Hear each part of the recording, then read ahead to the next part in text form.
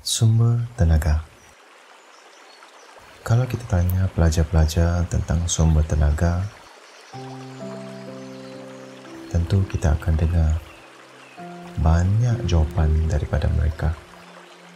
Tapi sebenarnya, sumber tenaga ini ialah bahan yang digunakan untuk menghasilkan tenaga. Contohnya, tenaga yang paling dekat sekali dengan kita iaitu tenaga elektrik. Jadi tenaga ini sebenarnya diperlukan dalam kehidupan kita seharian. Contohnya, kita gunakan dalam peralatan-peralatan domestik, kita gunakan dalam industri, dan juga kita gunakan di sesetengah ataupun sebahagian pengangkutan yang kita ada. Jadi sumber tenaga ini sebenarnya sumber yang telah dihasilkan daripada bahan-bahan sumber jadi.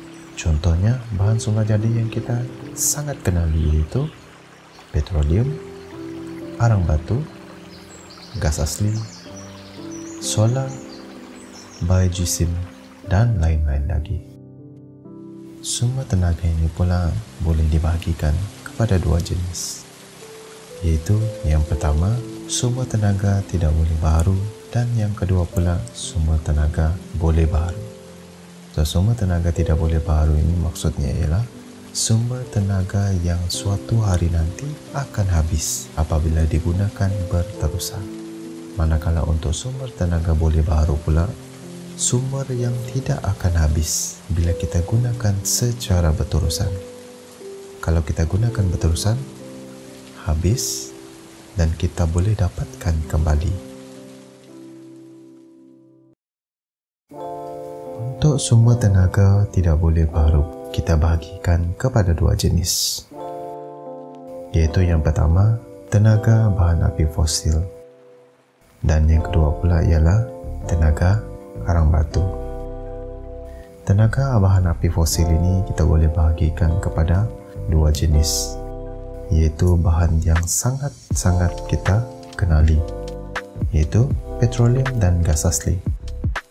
Petroleum dan gas asli ini ialah bahan bakar yang terbentuk daripada fosil haiwan yang mati berjuta tahun dahulu.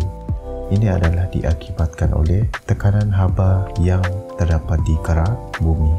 Petroleum juga digunakan sebagai bahan bakar untuk menjana elektrik, pelincir, dan industri petrokimia. Manakala gas asli pula digunakan sebagai bahan bakar kenderaan, gas memasak di dapur, serta industri penghasilan baja. Antara negara-negara yang banyak mengeluarkan petroleum dan gas asli ini pula ialah Amerika Syarikat, Arab Saudi, dan Rusia.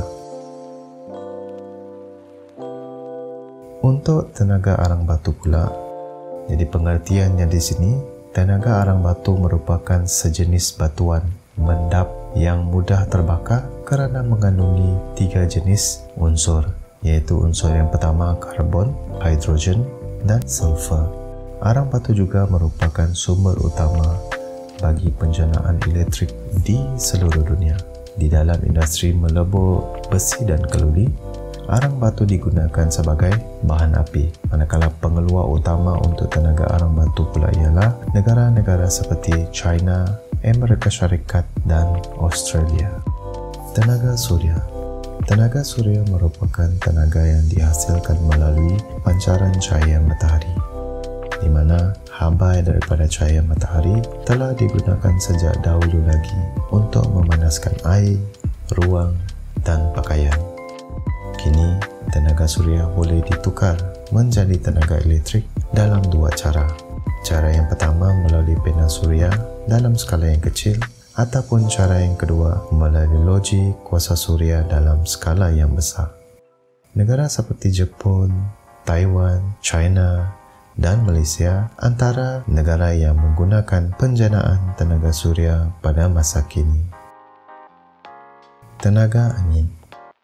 Tenaga angin merupakan tenaga yang dihasilkan melalui tiupan angin, di mana tenaga daripada tiupan angin itu kita boleh tukarkan kepada tenaga-tenaga lain seperti tenaga elektrik.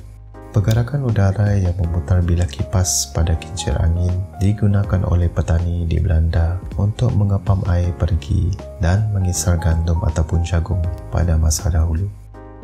Kini, penggunaan tenaga angin kian popular dengan peningkatan teknologi kincir angin moden yang mampu menghasilkan tenaga elektrik dalam kapasiti yang lebih besar.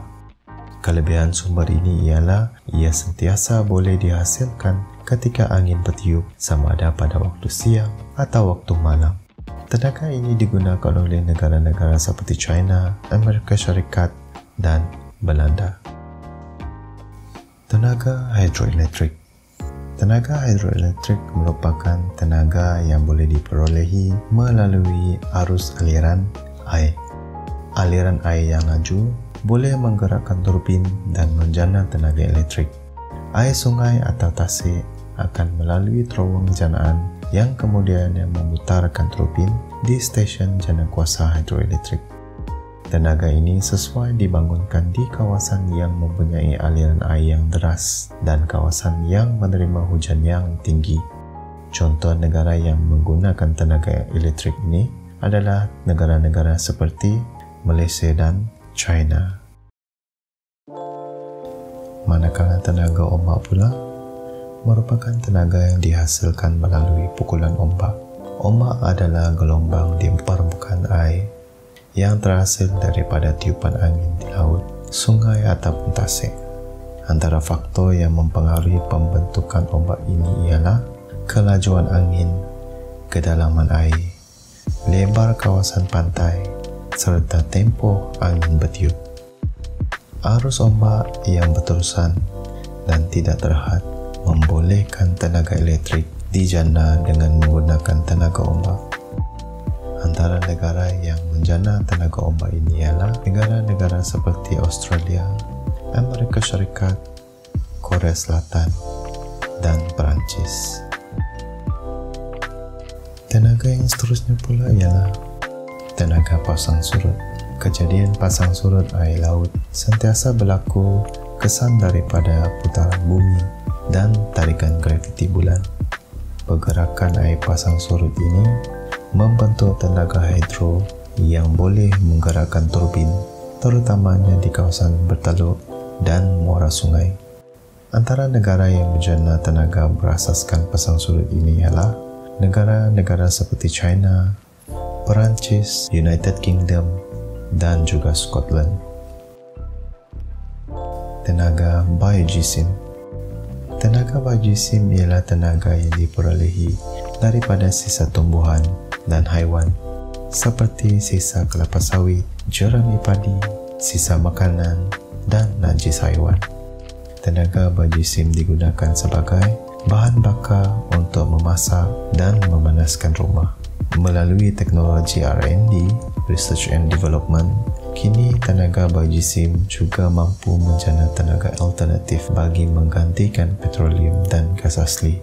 Jadi untuk negara-negara yang telah menggunakan tenaga biogeosim ini ialah negara-negara seperti India, Nigeria, Thailand, Filipina dan Brazil. Tenaga yang terakhir pula ialah tenaga geotermal. Tenaga geotermal ialah tenaga yang berasal daripada haba dalaman dari bawah bumi yang disebut sebagai endogenik. Sumber haba ini adalah teras bumi. Haba ini juga boleh diperolehi di kawasan berhampiran gunung berapi aktif atau sekitar kawasan sesaran seperti di Iceland. Haba daripada glasier yang panas digunakan untuk memutarkan turbin bagi menjanakan tenaga elektrik.